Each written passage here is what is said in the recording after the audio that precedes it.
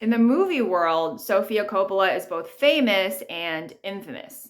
Famous for directing her incredible movies, infamous for acting, of course, in The Godfather.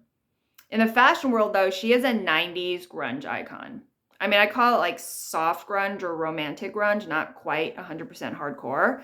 But Sophia was best friends with and the muse for the designer Marc Jacobs, who really introduced grunge onto the runways and into the pages of magazines. Before Marc, grunge was like a quieter fashion subculture: denim, flannel, greasy hair, Kurt Cobain, Pacific Northwest. And Marc just dressed the biggest 90s supermodels in his interpretation of grunge, like long flannel dresses, stringy hair, Doc Marten, tattered jean jackets. And this was like an era of not just supermodels, but like supermodels in Versace, right? So Versace, big energy, sexy, glamorous. And Marc was like, this is it. And he affected a whole revolution. And 90s will always be associated with grunge, some version of grunge.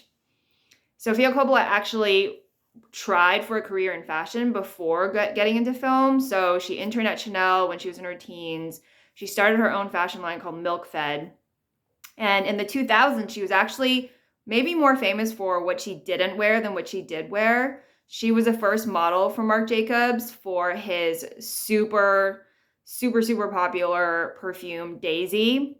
Daisy has been so popular as a perfume that now it has like, I think there's like Daisy Dream and Daisy Wild, like so many different iterations of it.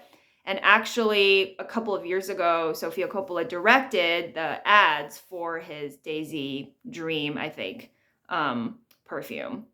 Sophia, in those 2000s first Daisy ads, they are, I mean, you have to look them up. They're like so beautiful. Very, very clean, very minimalist. She is just somewhere floating at a rooftop pool overlooking all of Los Angeles.